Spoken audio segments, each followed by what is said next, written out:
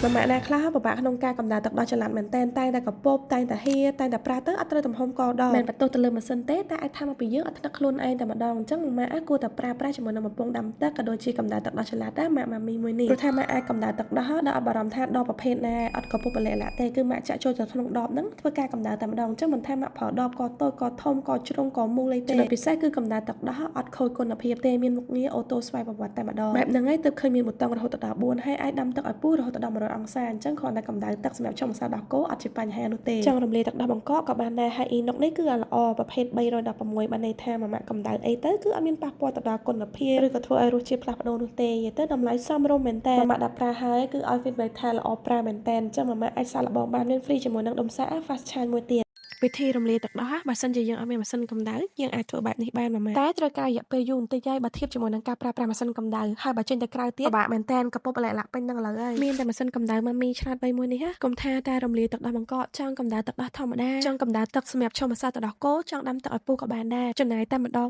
ប្រើបានច្រើនមុខងារមែនតើសំខាន់ណាកម្ដៅទឹកដោះអត់រលែករលាក់នោះទេដបគេគឺបិទចិត្តល្អមែនតើព្រោះគម្របនេះគឺមានប្រព័ន្ធការពារមិនចេះតែបើកចៃដន្យបាននោះទេតើតែដោះសោសិនណាតើអាចបើកបាននោះក៏ជាប្រភេទ316ល្អអ្នកដែលប្រើហើយតែតែពេញចិត្តគ្រប់គ្នាជាពិសេសមុខងារប៊ូតុងទី4ដែលលើសគេនេះឯងតែម្ដងគឺមុខងារកម្ដៅទឹកដោះអត់ឲ្យខូចគុណភាពអ្នកដែលគាត់អត់ចេះថាត្រូវកម្ដៅប្រមាណអង្សាទើបកុំឲ្យខូចគុណភាពទឹកដោះក៏ម៉ាស៊ីនសេតអូតូជូនដែរតម្លៃ discount ហើយនៅសល់តែជាង$40ទេហើយថែមជាមួយនឹងក្បាលសាក fast charge ឲ្យមួយទៀត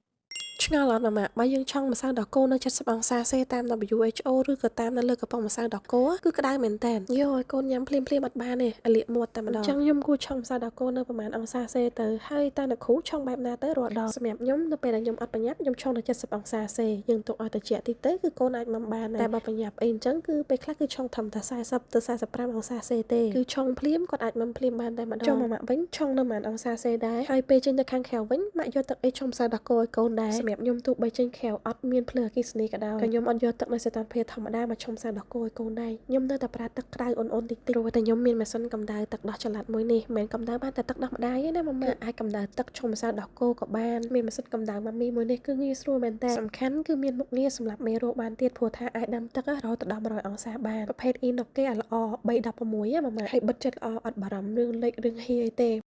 គ្រាន់តែឆុងម្សៅទឹកដោះគោកូនសោះហេតុអីចាំបាច់យកដបកម្ដៅទឹកនេះតាមខ្លួនសួរថានៅអូតែហ្នឹងអត់មានកំសៀវដាំទឹកមែនចាមានតែតើតែប្រើដបដាំទឹកបែបនេះទើបយើងអាចកំណត់សីតុណ្ហភាពបានព្រោះតាម WHO គឺគេណែនាំឲ្យឆុងម្សៅទឹកដោះគោនៅ70អង្សាសេហើយនៅលើកំប៉ុងម្សៅដោះគោរបស់កូនខ្ញុំក៏អញ្ចឹងដែរគឺណែនាំនៅ70អង្សាសេហើយដបនេះមិនត្រឹមតែកម្ដៅទឹកបានទេចង់ដាំទឹកពុះដល់100អង្សាសេក៏បានចង់កម្ដៅទឹកដោះម្ដាយក៏បានដែរនិយាយទៅមានដបដាំទឹកមួយនេះគឺងាយស្រួលមែនតើបិទចិត្តល្អអត់លេចអត់ហៀអត់រលែករលាក់នោះទេហើយថែមទាំងជាអ៊ីណុកប្រភេទល្អទេគឺ316ល្អអត់ប៉ះពាល់សុខភាពអត់ផ្លាស់ប្ដូររសជាតិទឹកនោះទេម៉ាក់ទាំងអស់គ្នាគួរតែមានទុកមួយហើយអ្នកធម្មតាក៏ត្រូវតែប្រើដែរក្នុងការប្រើប្រាស់ដូចជាឆុងតែឆុងមីឆុងកាហ្វេឬក៏ញ៉ាំទឹកឬក៏ញ៉ាំទឹកក្តៅអ៊ុនៗល្អសម្រាប់សុខភាពជាប្រចាំថ្ងៃ